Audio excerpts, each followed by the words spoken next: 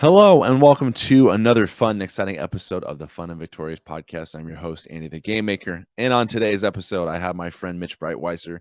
Mitch is a comic veteran. He's been in the comic book industry for the past 20 years, got his early break in with Image Comics, Marvel Comics, DC. He even did some work with Captain America, which is actually how I first learned about him, but way back, 10 years ago. And now he has since forged his own path as an independent comic creator, releasing titles such as Red Rooster, The Saints, and now he has Bass Reeves coming out here very soon. So I had a wonderful conversation with Mitch. It was great. It was fun. It was really interactive, and I got to pick his brain on a whole bunch of different things, including the Marvel films and what he thought about all those. But at any rate, I really hope you enjoyed the episode. But before we do that, now for a message from our paid sponsor, me.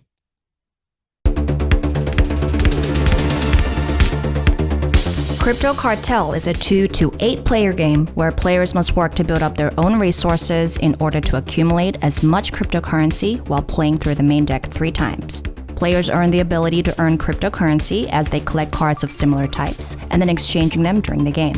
Simultaneously, the cryptocurrency gives each player the ability to earn cards from the Silk Road deck. These cards give players the ability to attack their opponents, defend any impending attacks, or fend off the DEA. The DEA cards appear in the main deck during the second and third rounds of the game, forcing a player to give up their most valuable production line. You must develop production lines with multiple cards in succession as quickly as possible, and in order to do this, you must make effective trades with other players. But be careful, get too far ahead and everyone will go after you. To secure your copy of Crypto Cartel, please go to my website at AndyTheGameMaker.com. Each copy you purchase helps support the content of this program, and you can also donate money at the link in the description below. But more importantly, please leave likes and comments for this video. And if you don't mind, please subscribe and hit the notification so you can stay up to date with all the latest content and episodes. So without further ado, let's do this.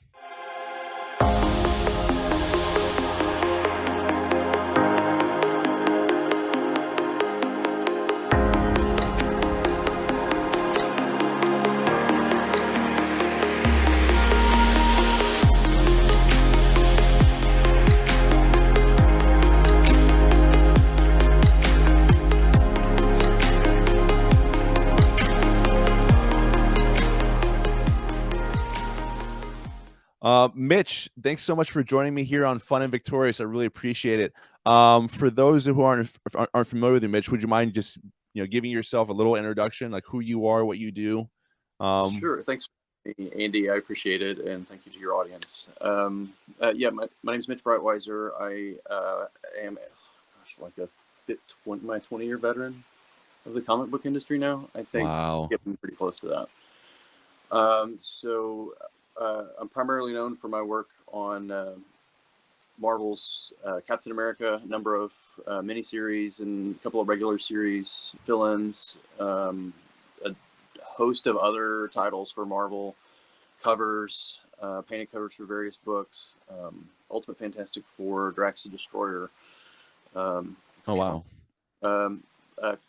Currently, my wife is also a known artist. That I want to mention, my wife Elizabeth Breitweiser. She was a colorist for Marvel and DC and Image Comics for a number of years, and now we both find ourselves at the helm of the publishing venture Allegiance Arts, which is Elizabeth and mine and some partners' venture into comic book publishing and IP development and entertainment market. So that's what we're doing now. We're having an awesome time creating. We published 5 titles. Red Rooster kicked it all off, and that was my personal creation. We ran a successful crowdfund around that in 2018, and that kind of propelled us, or kind of helped us launch our comic book venture, which we launched in 2020, right at the onset of COVID. Nice. in Walmart, in 3,338 Walmart stores. Wow. A number of episodic comic book adventures into Walmart for the next year and a half. The titles Red Rooster, Nora's Saga, which we currently have a crowdfund for the complete first story arc of that on Indiegogo now. You can look it up. The Western comic Bass Reeves, which we are wrapping up the first story arc on that now and preparing to launch a crowdfund to fund the first collection of that. We have sort of a romantic adventure opera, The Futurists, set in 18th century India, which is a swashbuckling adventure for those that are really into those type of operatic adventures. And more recently, we have a contemporary thriller adventure called The Saints, which I would describe as well, it's a high-tech archaeological adventure, globetrotting adventure, featuring a main character that's sort of like Indiana Jones meets Jake Paul. A very contemporary social media icon with this, who has the heart of a scientist, but the soul of a social media superstar, I suppose. And he finally unearths a secret that will rewrite world history, and in the process pisses off the people that would very much like to not have that secret exposed. Right. And they turned his life upside down, and he falls in with a group of peers that are trying to save the world. Yeah, that was I actually had a lot of fun reading that. It's actually kind of funny because I definitely got the Indiana Jones vibes when reading The Saints, and it's really funny to hear you compare the protagonist to Jake Paul. I guess you can even say Logan Paul, either one of them. I guess it would be fitting. So did you have them in mind? Jake Paul went that was one you mentioned. No,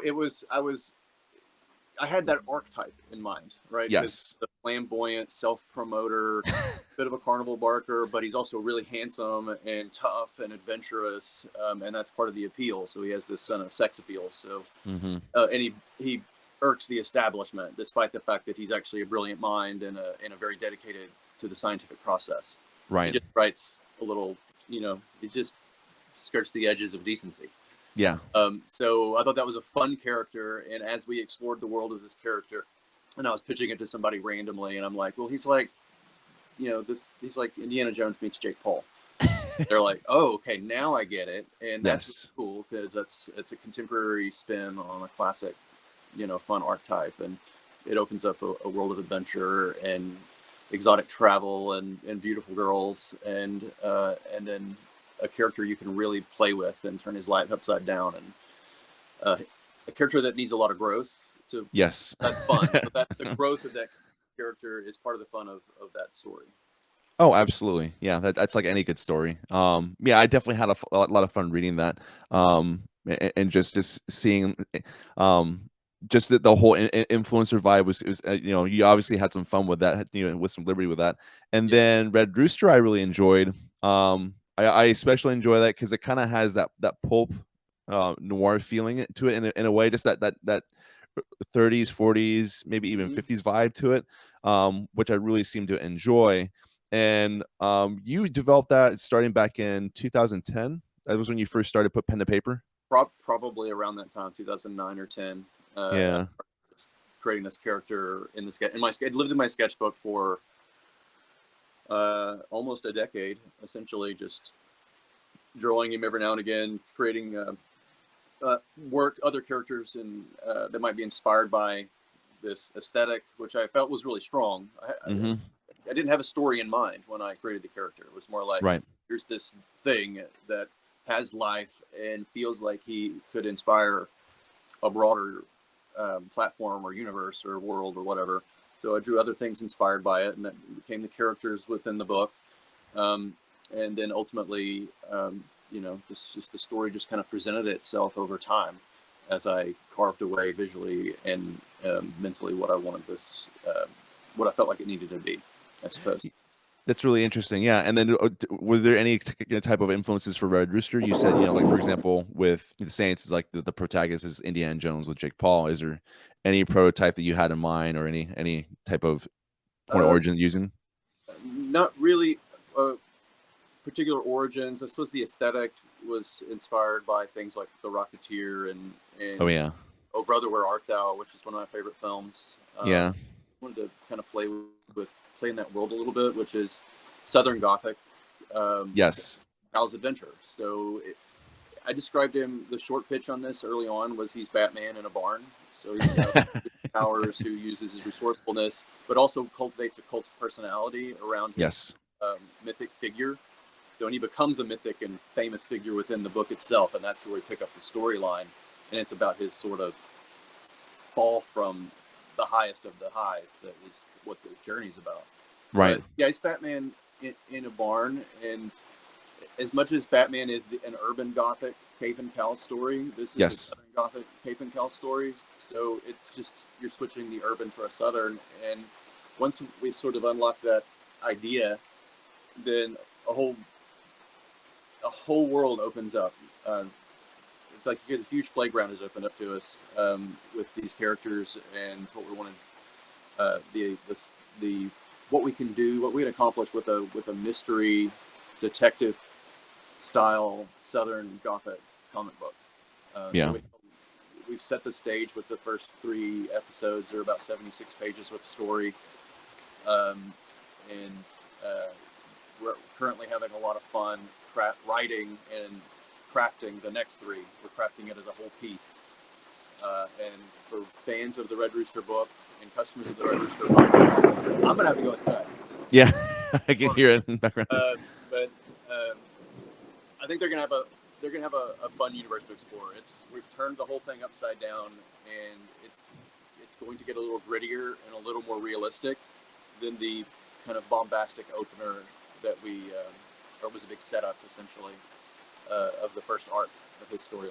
So I think it's gonna be a lot of fun. We're having a lot of fun creating it. That's for sure. That's super cool. The realism.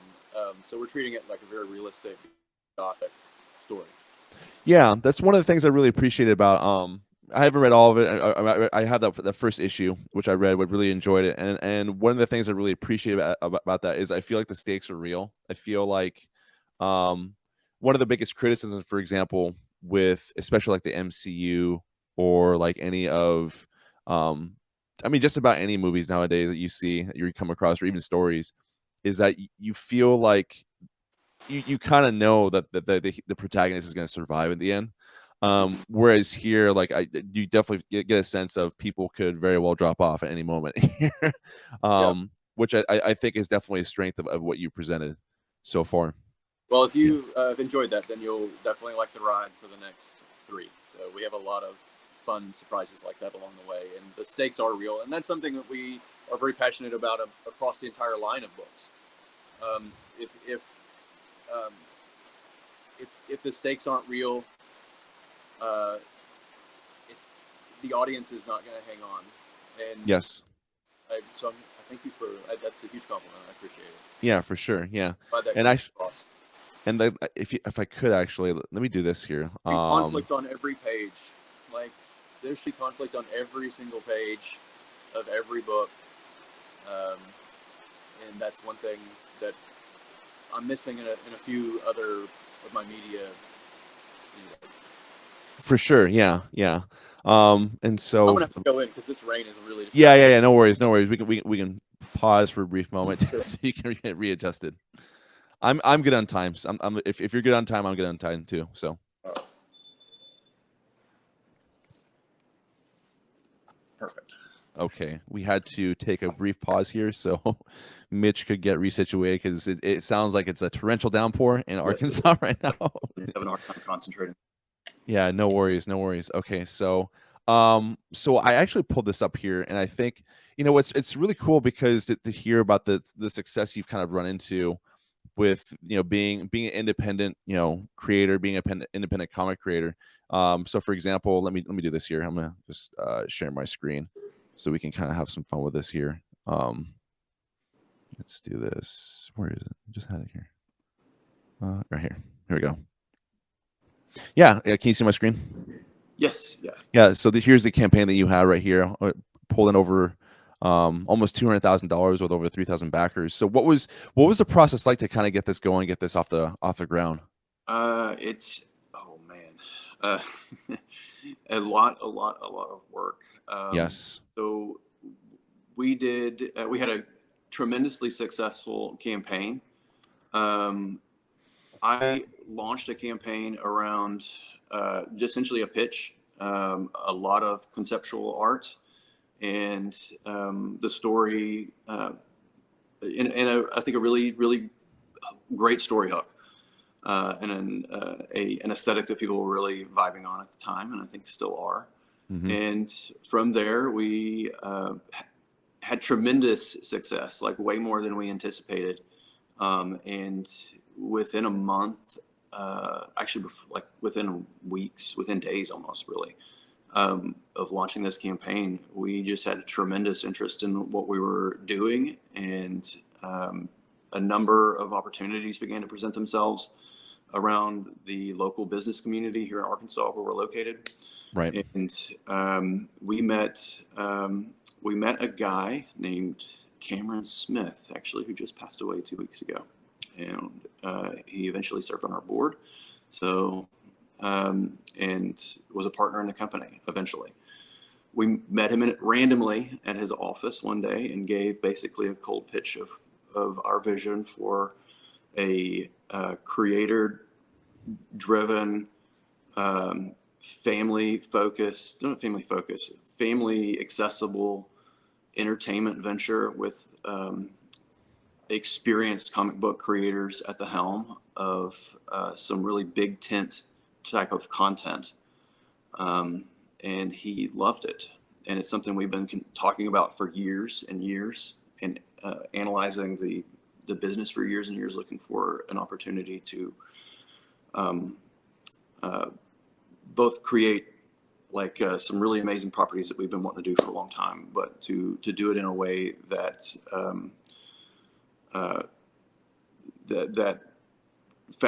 that reached new customers with a new model for comic books, or really an old model for comic books, because we really wanted to broaden the tent, Mm-hmm. both of the customer base and of that meant having a big tent with our intellectual property as well. Yes. I think we did it. We have achieved. I think our stuff is really widely accessible.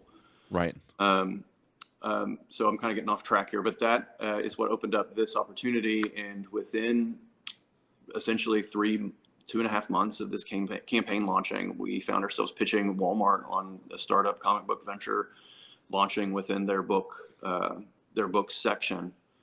And they were very excited about it. And by the end of the year of 2018, when this launched, they had given us the green light.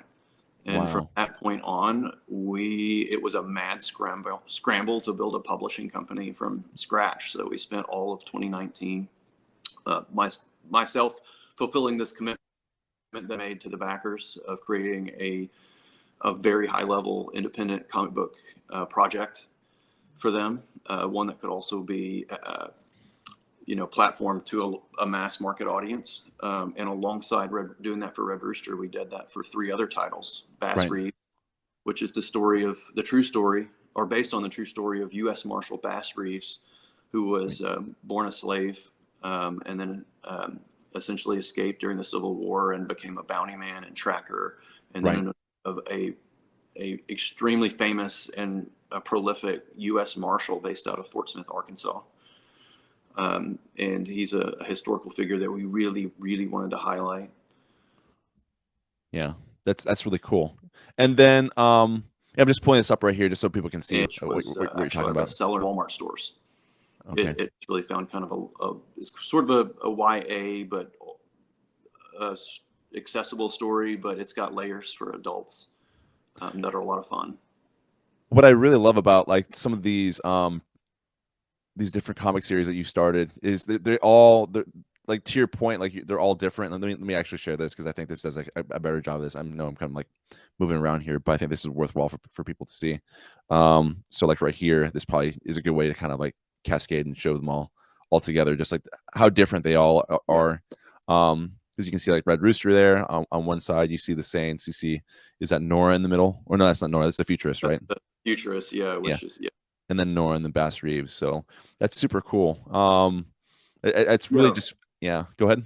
We wanted to create a brand that wasn't, well, for that that could span a lot of different genres. So we wanted to be able to go anywhere creatively that we wanted to, but within this sort of promise that we've made to our customers and everyone up front, which is that this is a lot of layered entertainment. That you can read this and enjoy it as an adult, but then pass it off to your kids and Yeah, let them discover this sort of infectious beauty and love of comics within themselves in a way that they will appreciate. So and I think we've achieved that. I think we've achieved that to a degree, for sure.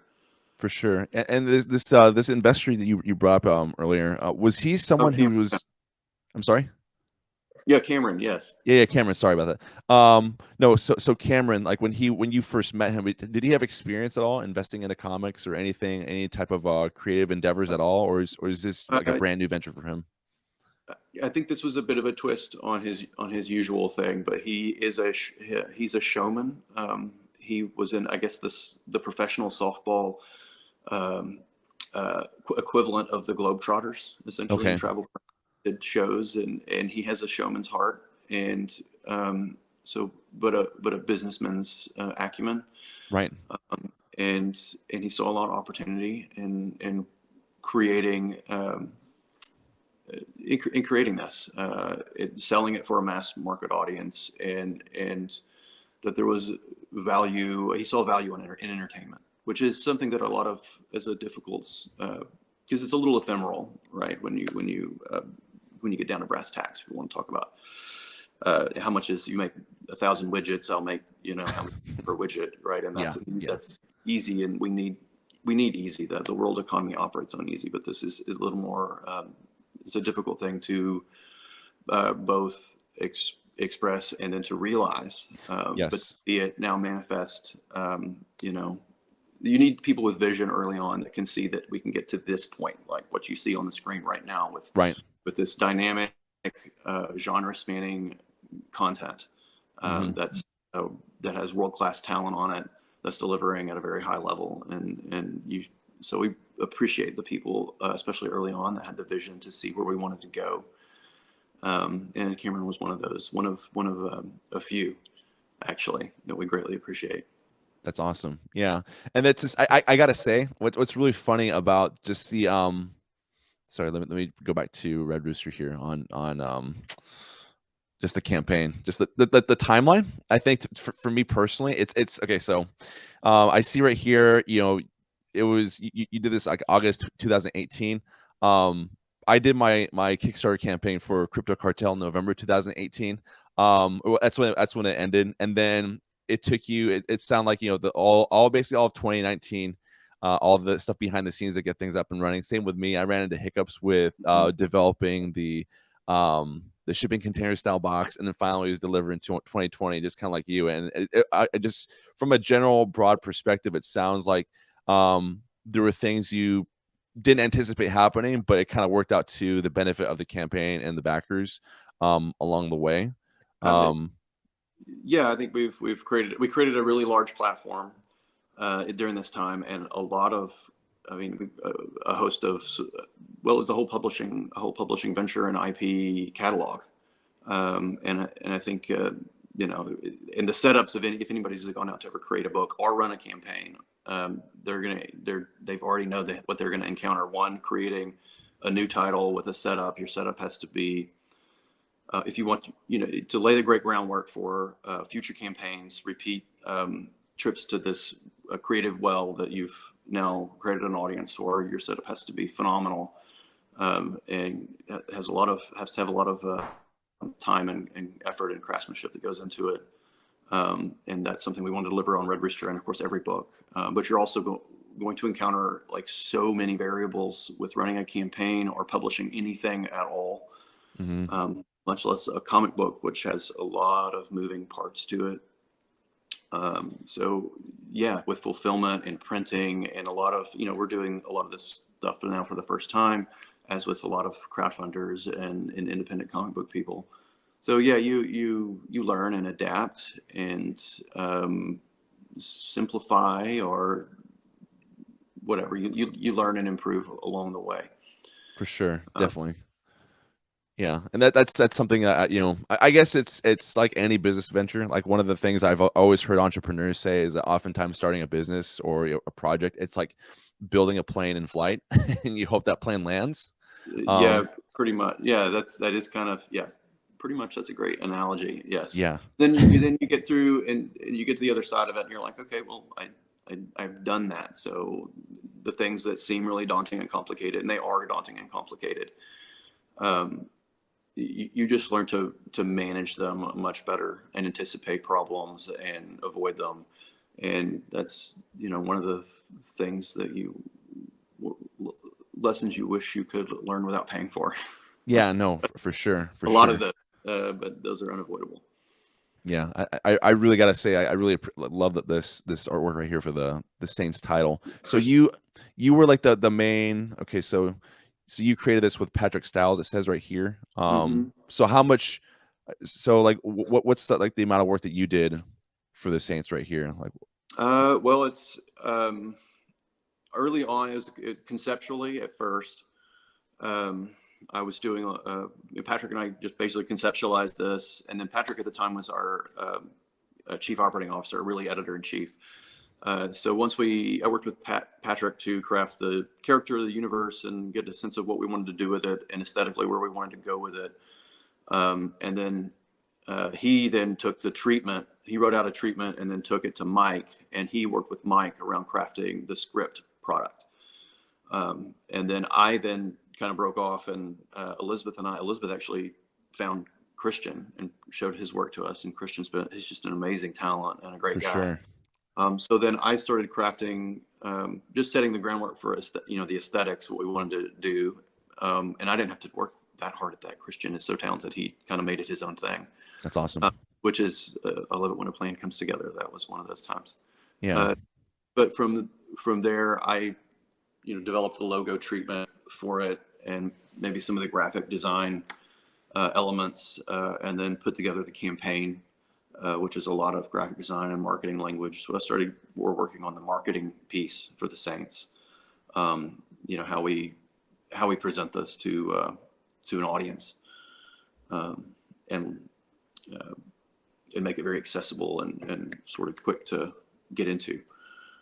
So this was a case, I think, of everyone playing their part in a really efficient and awesome way. We learned a lot of lessons. This is our 5th title. So we undertook this after we sort of created and published the other 4. And so we took all the lessons we learned on the first ones and dove into this and had a much easier birthing process. Yeah, I suppose, like a better analogy. So this one came together really, really smoothly.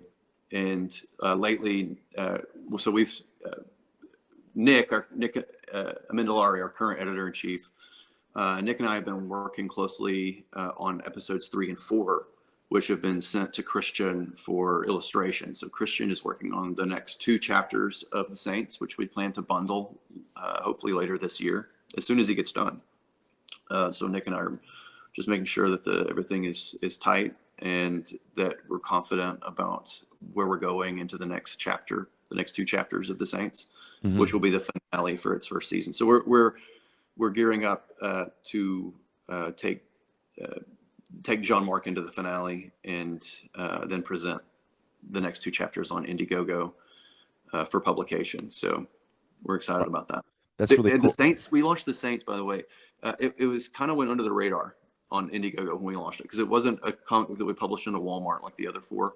It was one we felt like we needed to move some new ground. And so we put a lot of time and energy and investment into doing that in anticipation of it launching into Walmart at a future date. But I don't know that that's necessarily going to happen, at least not in the way that we did the first round. For sure. It kind of flew under the radar as a crowdfund. Initially selling just a few hundred copies, but I think word got around really, really quick that, hey, we might have missed out on something really cool here. And then we launched it again alongside Nora, all our overprints, and sold out. Like, wow. Probably within a month. So I think word got around that there was a pretty hot comic book with some amazing art and a really fun story and a great creative team. And I anticipate that a lot of people want to come back to see where Christian and Mike and the gang take this really cool hero. For sure, yeah. And I mean, and you mentioned before, I'm just kind of curious to see what your thoughts are, because you mentioned that there's a possibility you might want to do, even bigger creative projects beyond comics. It sounds like you want to do maybe possibly like a film or films based upon the content that you have. Is this one of the ones you want to possibly,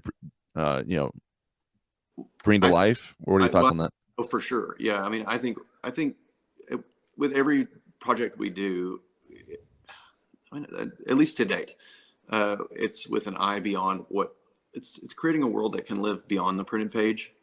And that's not necessarily writing for Hollywood, I think, at all. We're just trying to make great freaking comic books and great characters. For sure. Great characters can live in any media. So that's really what we're focused on.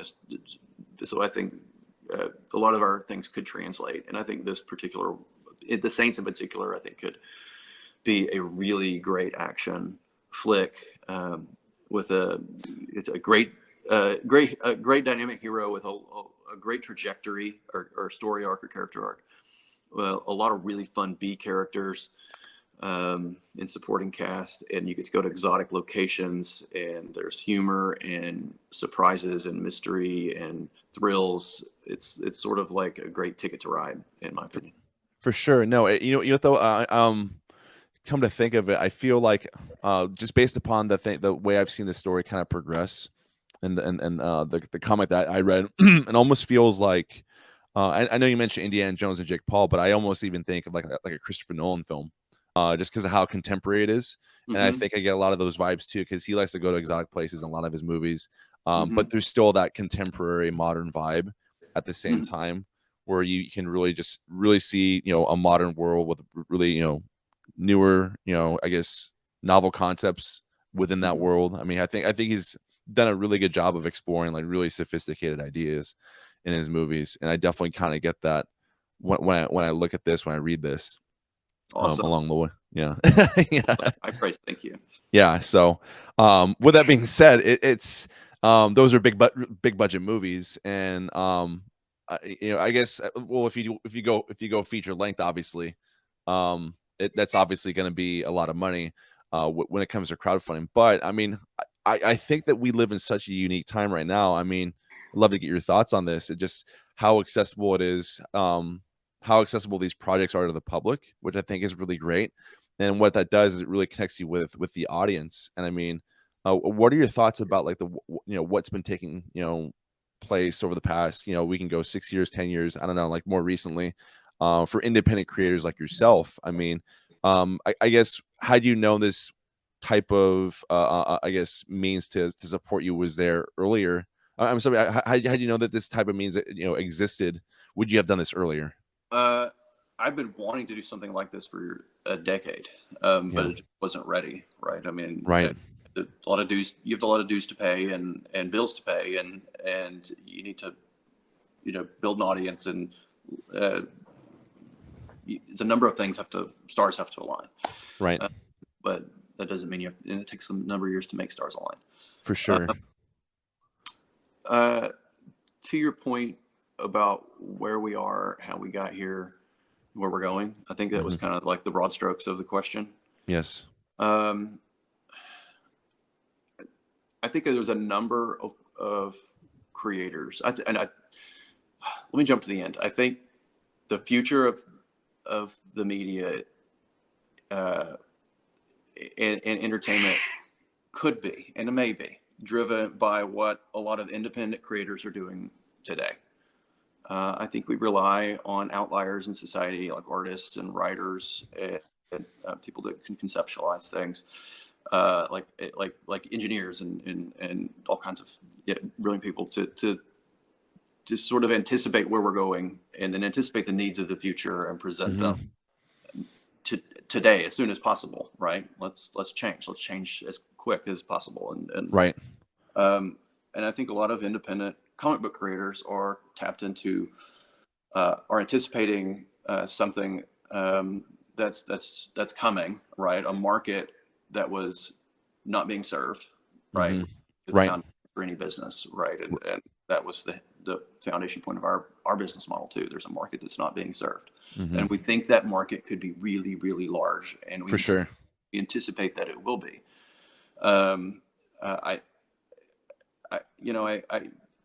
There's so many things at play with like economic things and political things, and on all that, my opinion bears no weight.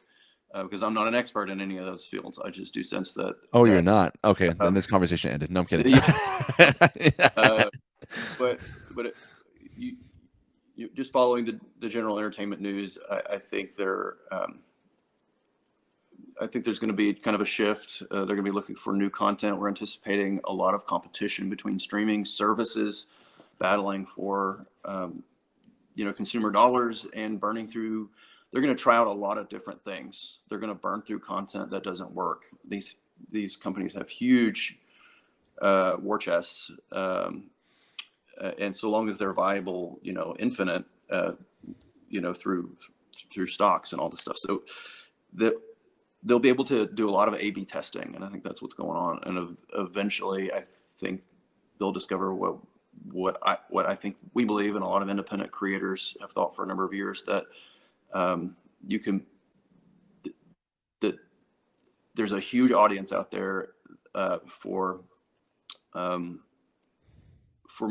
you can serve a massive audience, a diverse audience, a worldwide audience with material that can be enjoyed by the whole family, that is organically diverse, where the stories are about the characters and the heroes and the allegories and metaphors and what they mean to us as individuals and as people, as humans.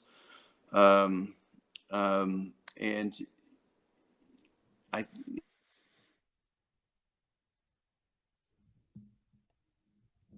you there, Mitch? I think exactly put it all to words, but I think we're going to think these.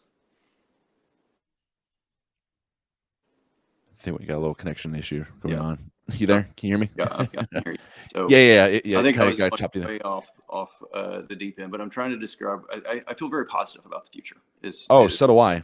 So do I. The winds of change are blowing, and certain beta tests or certain A/B testing doesn't work, and they're trying it in real time. And ultimately, I think the money will find the largest audience. For sure. I actually, it's funny you bring that up, because I remember. Okay, just you tweeted something recently that I actually thought was really funny. It was you said you went to go see Thor. I'm paraphrasing what you said. Yeah, you got dinner and with friends, and you went to go see Thor: Love and Thunder, and you said dinner and friends were great, and that was basically the end of the tweet. That was not. It was not to poke at any of my peers or competitors. It was not a great film. In my opinion. It fell short of levels. But you know what, though, this kind of plays into your point, because actually here, let me do this here. We'll have some fun here. This is some A/B testing I think you'll really appreciate.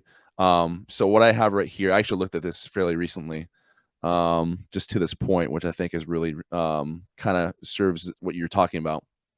Okay, so here are the box office numbers for Thor: Love and Thunder. Okay, this is the numbers.com, and shows you everything that they've earned, right? And so I guess their budget is it even on here? Oh, it's not on this one just yet. But what you can do on this, which I think is kind of interesting, is you can compare this with other movies. So let's do this. Let's have some fun here. Okay, so Thor: Love and Thunder. Okay, so their budget was $250 million. They have to get there. Looks like worldwide they've exceeded that, which is fine. They have to at least get to half a trillion, I guess. Half a billion. Excuse me. I don't know my numbers. But let's do this. Okay, so let's just take a step back. Let's compare this with Doctor Strange: Multiverse of Madness. Doctor Strange outperformed Thor: Love and Thunder. It was just a spring movie. Summer movies typically do better than that. And so we're seeing A/B testing in real time. And let's go back one further. Let's go Spider-Man: No Way Home. Right? That was obviously a huge box office seller. Significant drop off between each movies, right? Wow. And it just kind of like shows you like they're to your point, they're doing A/B testing in real time. Yeah, and we can see with billions of dollars or millions of dollars. I suppose. Yeah, And what's funny is they spent almost as much money for each film. And then the other funny thing is that I got just one small thing to note. This is technically not even a Disney film because it's Sony that does it. Oh, that's right, of course, yeah. Yeah. So, but I've heard a lot yeah. of people enjoyed it, and it was very satisfying. Yeah, and it still leans into the MCU though. It's basically MCU. You have Doctor Strange. You have Okay. it relies on the existing Oh gosh, Infinity Saga part arc. of the licensing negotiating team. Yeah, That would have been intense. yeah, for sure. Sony versus Disney. Yeah, and again, what's even funnier? I mean, one of the things you can this is 2021, but yeah, it just the numbers just significantly drop off right here, and yeah, I think you're on the money when you say they're doing A/B testing. They're doing A/B testing right now, right before our very own eyes, and it's not really working to their credit. So, I think once you're spending that kind of money and things aren't working out, those are very expensive A/B tests, and I think they'll quickly redirect. I think a lot of what was sort of I'm positive about the future. I especially for entertainment, and I think the one thing I worry about as if the economy struggles, then maybe they won't want to risk money on new stuff. Might just go back to tried and true franchises that just make them better. Right. It would be nice. It would be a win, but I think if I think we need a new material to present the world around us in new contexts in order for humanity creatively to feel like it's progressing. For sure. I think it's an innate drive for us as people. Right. So I'd hate to see that scenario happen, and that's a possibility. Yeah. But But to that point though, I mean, I guess isn't that kind of like why we're in this situation? I mean, I'm just kind of like challenging what you're saying. Just because it's already been tried. Like they did that, and they exhausted it, and then they made it all really weird. For sure. Yeah. Because where do they go next? Right, because they're effectively just recycling old content. So that's not necessary. I mean, but they're also at the same time they are making some changes. They're making obviously for example, one of the changes they made is Natalie Portman, she's wielding Mjolnir now, which was obviously taken from one of the comics where and they almost took the exact story arc where she suffering from breast cancer. And that obviously gives her some strength and revitalizes her. But again, it's just kind of like it kind of talks about like it kind of tokenizes the characters in a way where it just kind of makes them trivial and like kind of undermines the significance of like what they have. So for like my one of my biggest criticisms of Love and Thunder was they just totally negated the meaning, like what made Mjolnir or even Stormbreaker like special, which first and foremost, Stormbreaker goes to Beta Ray Bill, if I remember correctly, who's basically non-existent in the MCU. But anyways, I really enjoyed in Endgame that whole sequence, or not Endgame, Infinity War, where Thor he's forging Stormbreaker, which is really cool because it's kind of like he's at this low point in his character's story arc, right?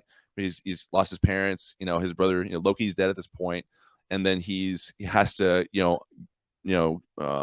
take on this challenge of forging this, his hammer, so he can go back and defeat Thanos, basically.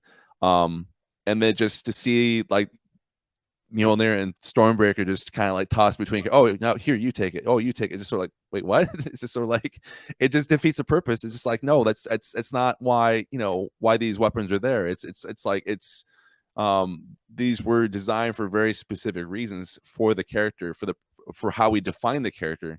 And just, it was really, I just thought it was really silly the way that to see that all play out. But I don't know what your thoughts are on that. If you have anything to add to that, I mean, it's kind of silly.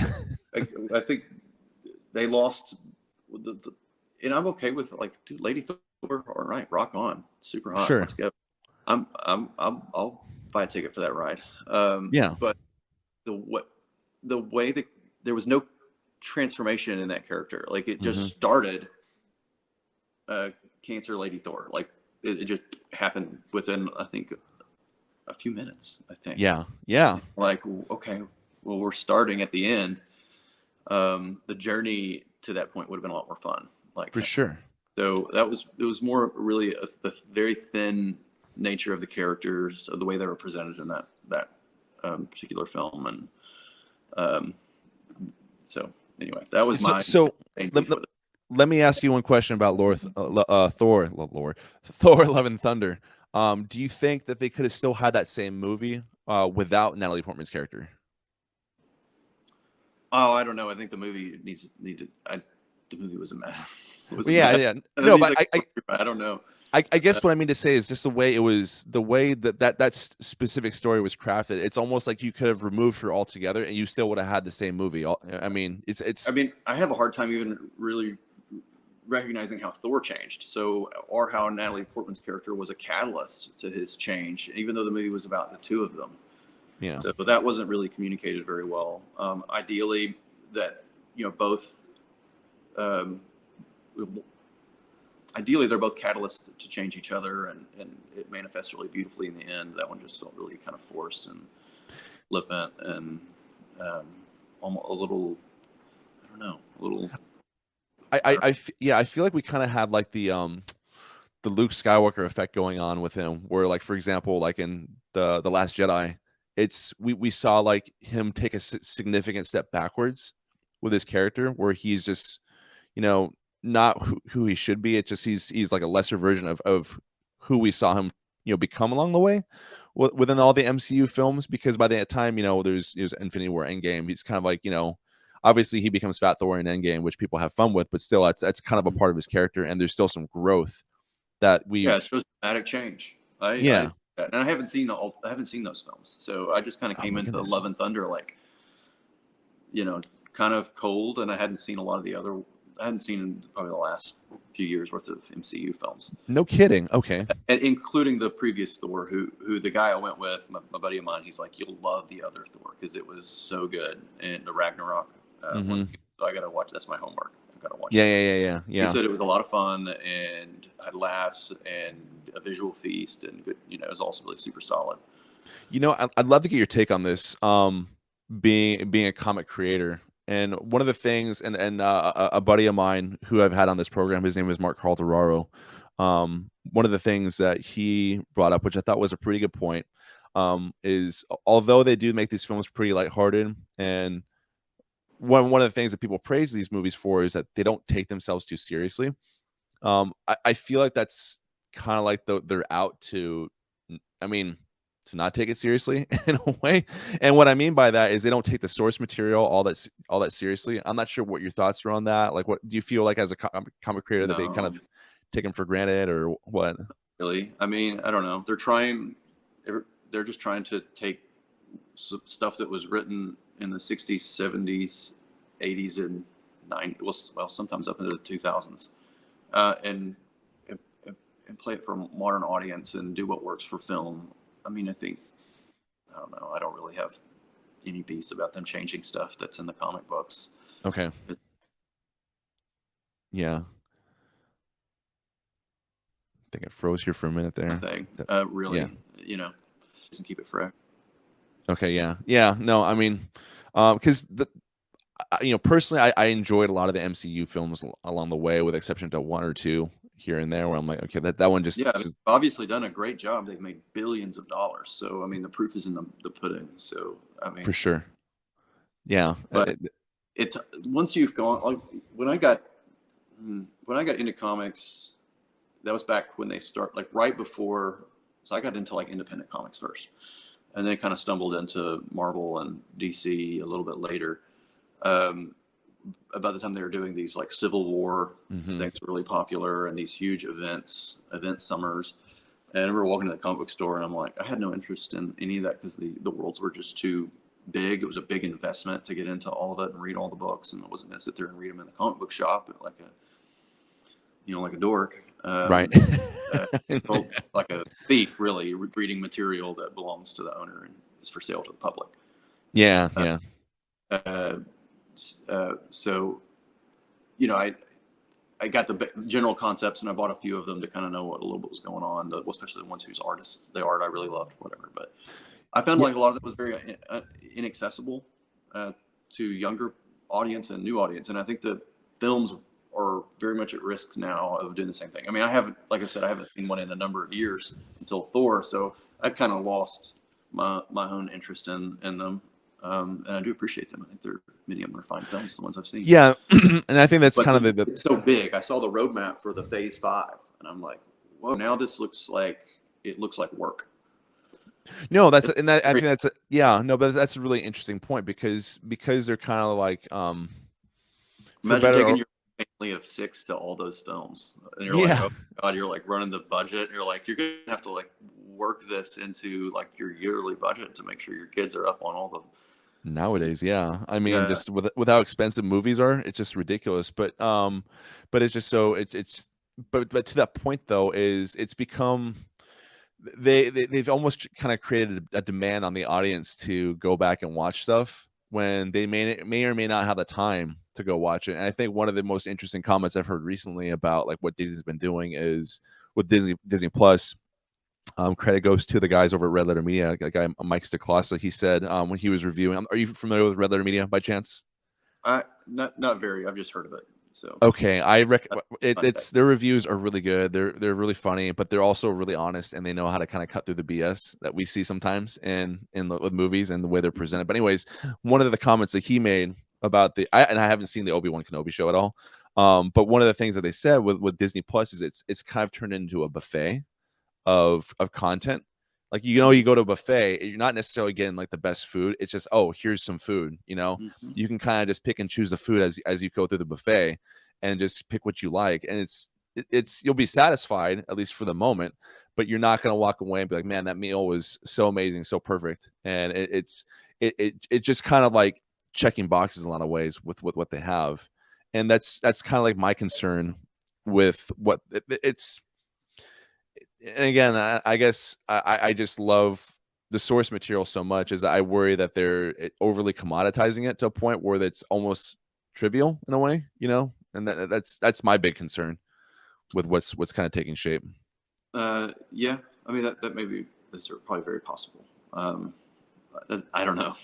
I do think they're just going to exhaust their audience, and we'll see. We'll see. Sure. I don't subscribe to Disney Plus, so I'm not on there. But sometimes Netflix feels a lot like that. Just feels like that. Feels like a lot of.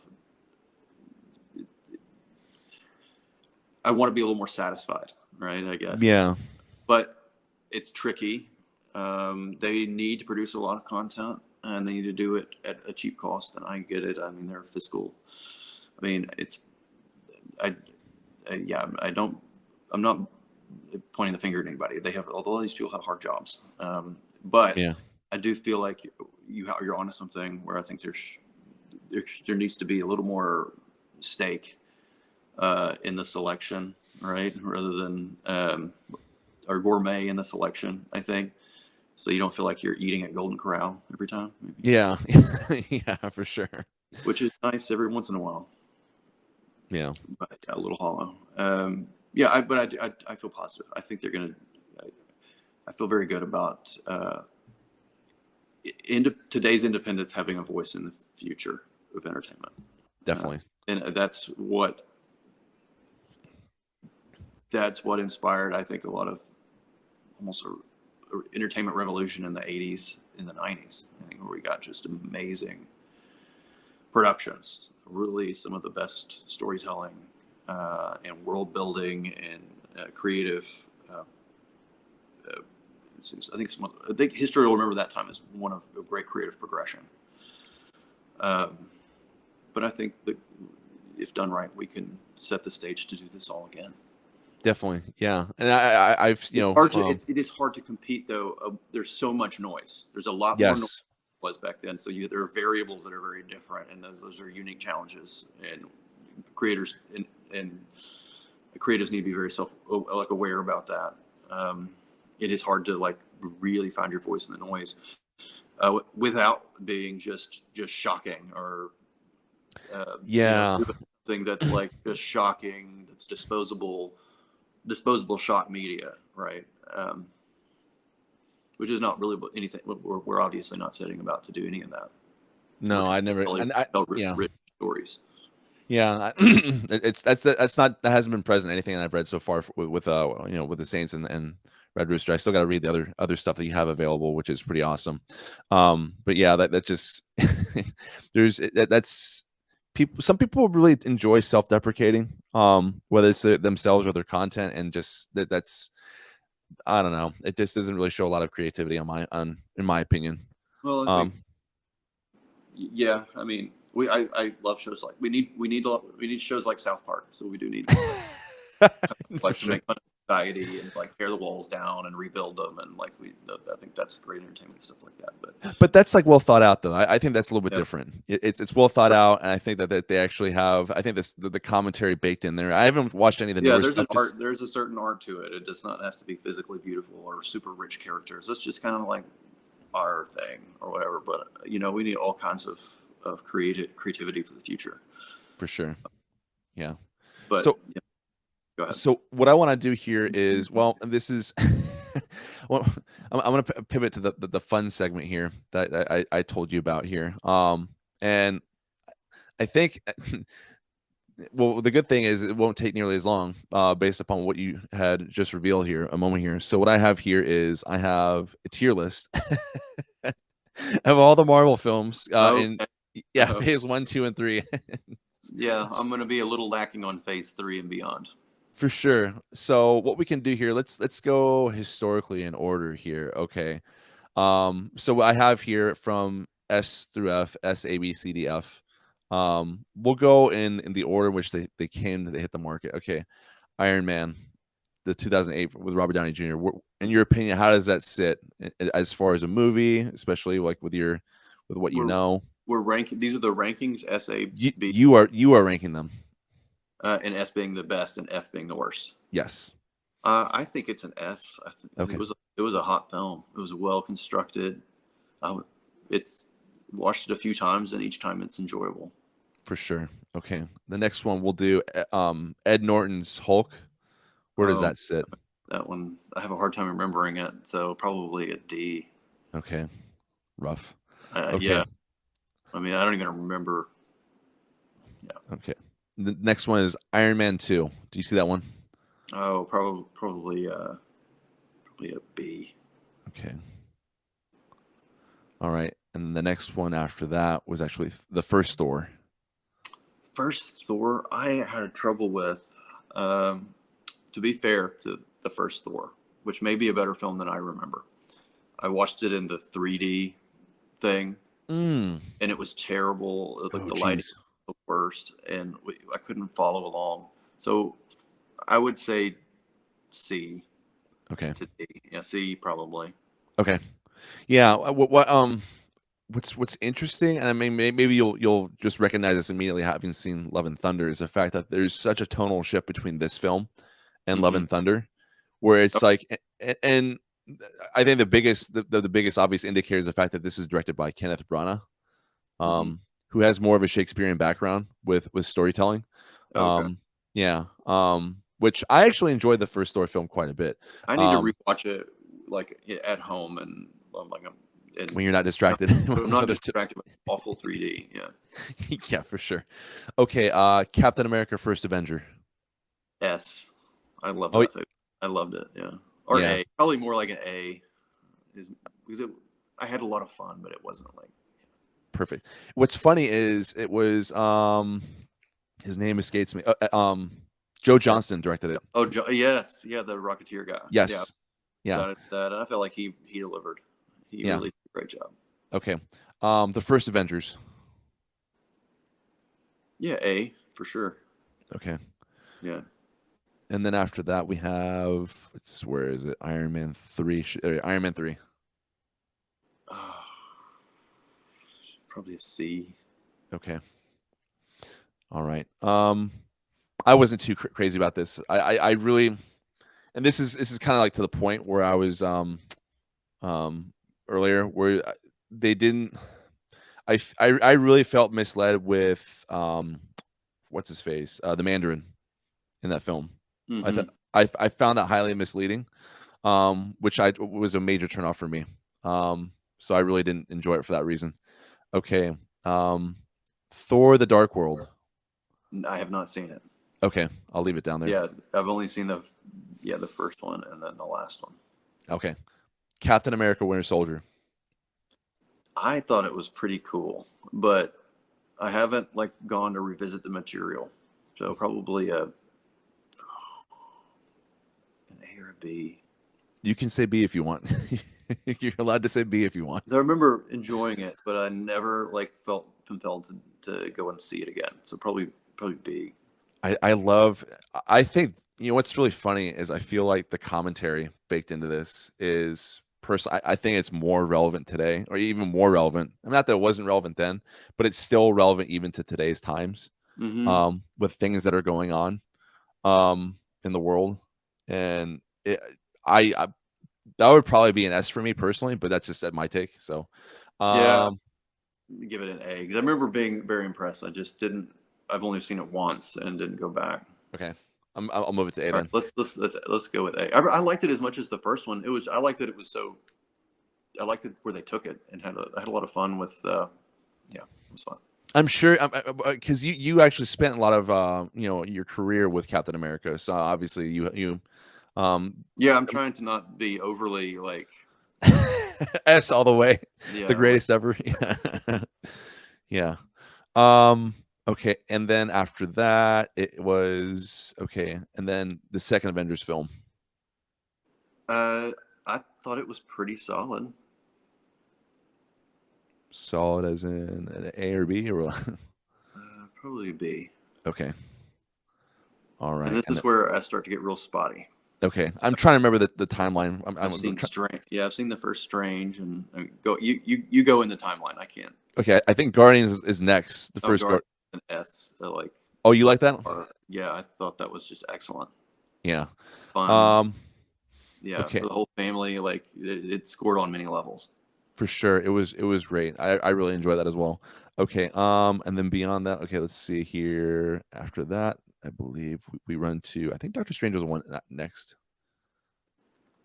I thought the first Doctor Strange was good. A fun ride. I'd give it an A. Okay. All right, and then let's do. Oh, Ant-Man. Oh wait, was the first Ant-Man? I don't think I haven't seen Ant-Man. Okay. But it does look really cool. Okay. It's just like at that point, that's about the time I started getting crazy busy. Yeah. I'm gonna try to keep these in order here. Okay. All right, and then let's see here. Let's go with. I could probably do you a favor. We could just go with the ones I've seen from here on out. Got it. Black Panther. Black Panther. Probably a B. A B. Okay. Yeah. Okay, but you haven't seen any of the Ant-Mans? It was a stretch on a number of places. Yeah, it was good. I gotta say, I feel kind of bad for Wesley Snipes because they were trying to make this seem like this is like the first film featuring an African American lead as a superhero, and Blade is like largely forgotten in the fold. Mm-hmm. And that actually had a huge influence on, I think, the success of comic films, because I didn't see the Blade films to be perfectly honest, for the record, but I know the second film reviewed incredibly well.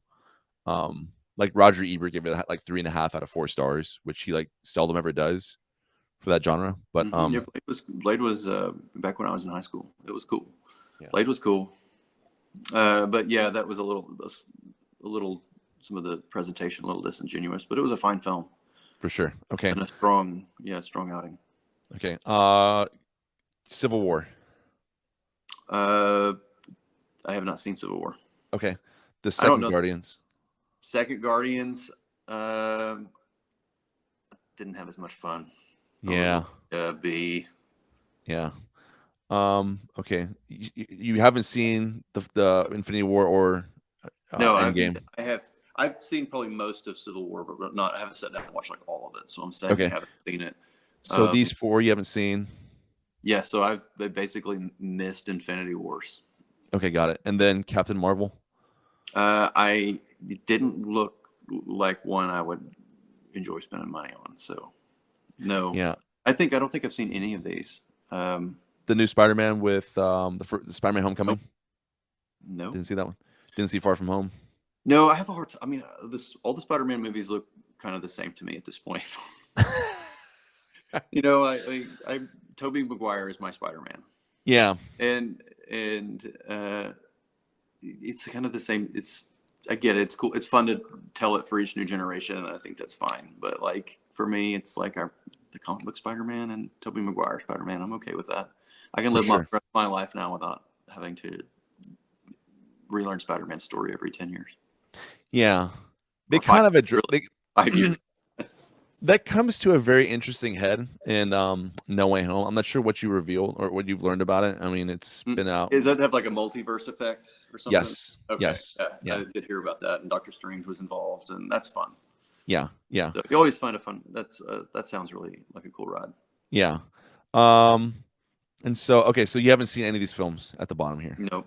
So you clearly have some homework. This is the homework. Yeah, it feels like homework. That's what I'm getting. Now Yeah. I look at the Phase 5 roadmap, and I'm like, oh my gosh. Yeah, for sure. I'll for never have a life again. I'll get caught up with this. Do you have kids at all, or by chance, or no? No, unfortunately we do not. Yeah, no, it's just, oh my gosh, dude. I've like my wife, we just had our third kid recently. Awesome. And it's just so hard to have fun. Like not to have fun. Let me rephrase that. It's hard to have fun or do the things that I find interesting. I'm oftentimes sharing in the things that my kids find interesting, which is I think a really fun part of the ride about being a parent. Like, so for example, my daughter has recently taken up, she's like 6. She's taken up jujitsu. And so I get to go to her jujitsu lessons with her and watch her. And I sit there kind of half frustrated sometimes because I'm not sure if I mentioned this, but I was an Army officer for almost 6 years. Cool. And so like I have some little bit of Army combatives in my background, which is basically jujitsu. So I'm sitting here watching her do jujitsu sometimes. And I get like really like frustrated. You want to throw down? No. I don't want to throw down. It's I want to go over there and correct her. I'm like, you're doing this all wrong, you know. And I'm just, but at the same time, I'm like, if I do that, she's not gonna have fun, and it's just gonna ruin the whole vibe. But yeah, that's a good thing about it. But I don't know. It's about, I guess, when you're an adult, you have to time manage and have to kind of like, that's why that's why it's important to have a schedule and keep things lined up, where they need to be. So. Well, Mitch, this is a ton of fun. I really had a great time talking to you. I really enjoyed picking your brain with a tier list, and it's really fun to be able to sit with a creator like you, and just to kind of see like what's on your mind with everything that's been going on, with your project specifically. And I guess if you had any advice for anyone who wanted to break into comics, and just someone's like, I really want to pursue that venture, whether it's they go the route to, I want to be a Marvel Comics, illustrator, or I want to just be an independent illustrator. Like, what's your advice to anyone who's wanting to break in? Make sure you really love it. Yeah. You need to really, really, it really needs to stir you. Sure. If you chart your course that way, you're going to put in a lot of time and you're going to pour a lot of passion into it, and it's not always, it's like most of the time it's not going to be easy, but it can be very rewarding to see your work out there, to be to have it appreciated by people or read by people, or or just to create something. So make sure it's not about the accolades. You need to love just creating. Yeah. In the process, or you'll drive yourself crazy. But as long as you know that and you're willing to put the time and effort into it, you could do it. And just find your niche. Make sure you seek that criticism and accept it, and are willing to accept it, and do the hard work to elevate your material. For sure. Yeah. And then two final questions here. Bass Reeves is looking to launch here fairly soon on Indiegogo. What's the timeline on that, and how can people find the Bass Reeves campaign? U.S. Marshall with one L, bassreeves.com.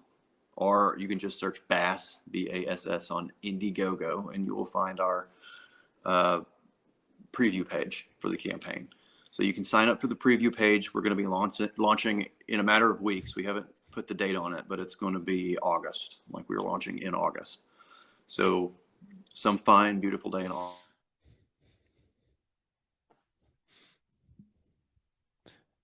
Launch Bass Reeves. So sign up at U.S. Marshall Bass Reeves. Okay, sorry, it cut out there for like a second. Yeah, can you say that one more time? Yeah. Yeah. So Indiegogo, search Bass, or U.S. Marshall BassReeves.com. It'll take you there. Sign up for the campaign preview page, and you'll be the first one to be notified of launch date. There's some extra goodies for signing up. So there's no reason not to. Cost you nothing. You might get something really cool, and you'll be one of the first people to be able to get a copy of Bass Reeves, which is an excellent book. Yeah. So it's written. Bass Reeves is written by Kevin Grevioux, who was the creator of Underworld film franchise. And he's no kidding. I Frankenstein, and a number of other film projects and comic book projects. And I had the pleasure of working with Kevin on Young Avengers at Marvel, and that's how we got hooked up. And so we invited him on Bass, and Bass is an amazing. It's a Western, but it's more myth. It's very on the mythic side of Western, and we do some really fun things in the presentation.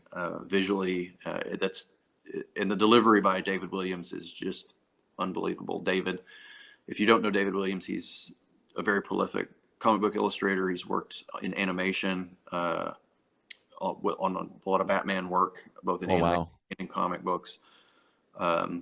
He's a brilliant talent, and basically this is his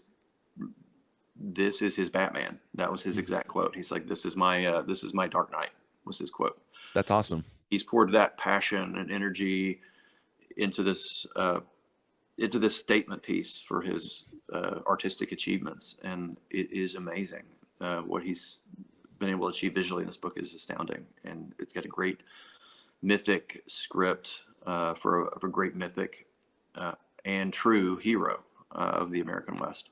So that's awesome. Really I think it's an easy sell and a can't miss project, and it's one I think everyone needs on their bookshelf. That's really awesome. That's super cool. And then lastly, Mitch, if people want to find you, how can they reach out to you? Like, what are your social media, channels that you have? So I'm Instagram, pretty active. M Breitweiser, Breitweiser. So just my first initial and my last name on Instagram. I've recently joined Twitter again, so we'll see where that goes. Yeah, you can find me there. I think it's Key to Shambhala is my Twitter handle, or you can search my name. Okay. I think that you'll find me, but I'm just trying to not cause any trouble and promote. That's gonna happen anyways, man. Just I don't know. Just yeah. Trouble may find me, but I'm not inviting any. So no, yeah, I don't know. I think I don't know.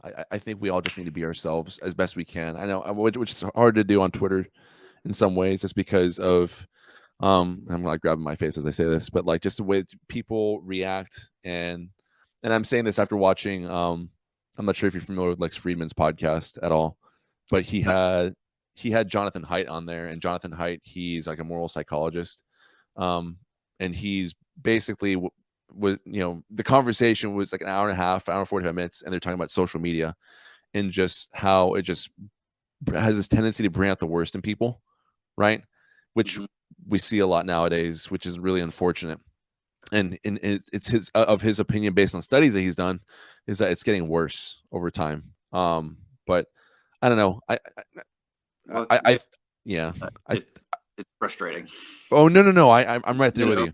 It erodes confidence and trust in the public space, and then it's such an easy way to market books, and that's really my job, is really to shepherd and present this material that we've been working on so hard behind the scenes. And I'm a representative of the material and the characters and all the customers that have purchased them, and the partners that are involved, and the creators that are involved. So I have no interest in it. So it becomes kind of difficult, right, in the social media space, because you want to present this material that's really for everybody. That's really a big tent thing, but then It's you're supposed to be, yeah. what's this really great marketing mechanism and way to get your word out and way to express what what you're presenting and the stories you're trying to tell, but it has this side to it that can really go off the rails, or there could be just misunderstandings that escalate into huge catastrophes, or there's so much of that goes on, and people are so really ready to, like, uh, rattle cages, and that it's like, okay, maybe Yeah. we'll change, maybe we'll adapt. I'm hopeful. I was hopeful that Elon would buy Twitter and algorithmic adjustments. I think it's unfortunate. Sometimes it feeds some negative stuff in our human psyches, but I'm hopeful that we'll all learn to navigate around it, and hopefully I just want the world to be a better place, Andy. No, I'm right there with you. I'm right there Yeah, with you, man. That's really why it. that's why I have you on here, to be perfectly honest. I think people like you are you're a classy individual with a lot of really good work, really talented. I think you've really produced a lot of great content that I've personally have encountered well before we've had this this conversation. I mean, I remember, it's kind of funny, it's almost been like 10 years since I went to the Dallas Comic-Con, and you and your wife were there. Cool. And I remember talking to your wife and just asking her like professional questions about being, a professional comic artist and stuff like that. And I really enjoyed that, and stuff like that had a really lasting impact on people like Awesome. me. Yeah. Well, very cool. Yeah. So, but again, Mitch, thanks for your time. I really appreciate that. And I hope we can do this again soon. Yeah, I would love to do that. Thank you, Andy. Thank you for opening your platform up to me. For sure. Awesome.